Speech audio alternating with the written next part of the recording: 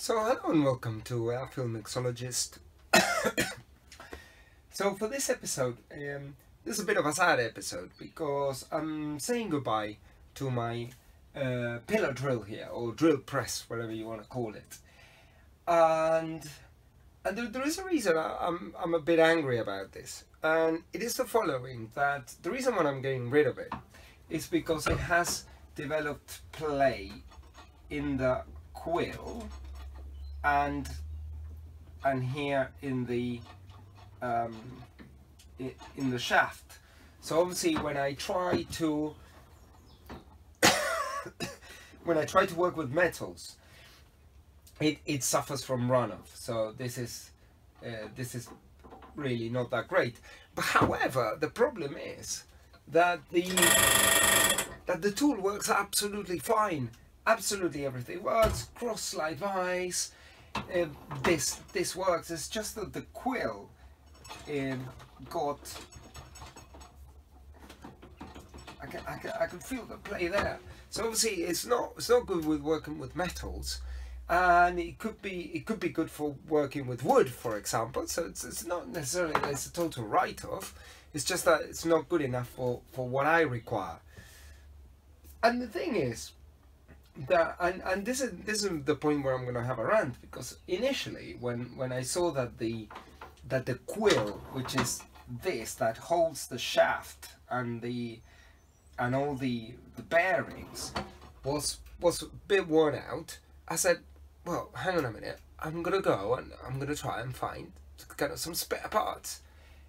I went absolutely everywhere. I went to the seller of this equipment and obviously got absolutely no answer, no help whatsoever. So probably you wouldn't buy from this brand anyway. But it's a brilliant piece of equipment though. And I'm not having a go at the fact that it has worn off, because I gave it enthusiastic use, so that's okay.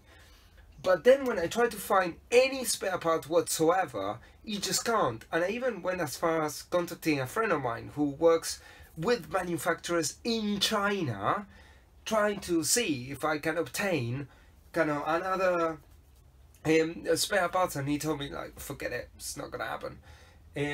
So that's the reason why this machine has to go. So now I'm gonna show you its replacement machine, which I had to get today. So that will come in a second.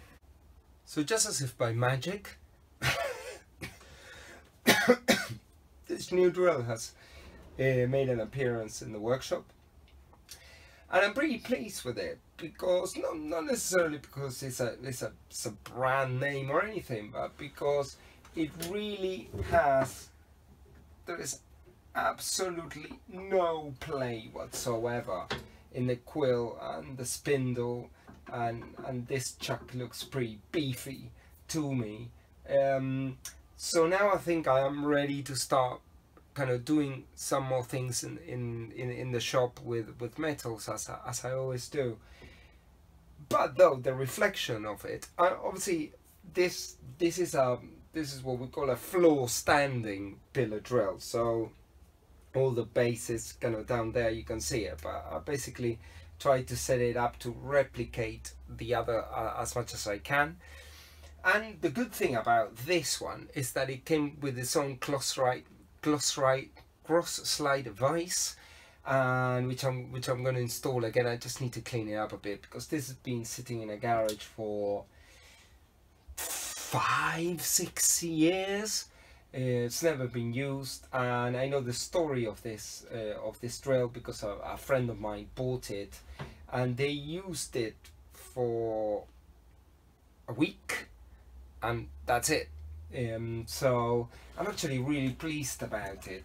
And as I say, yeah, it's got absolutely no play whatsoever.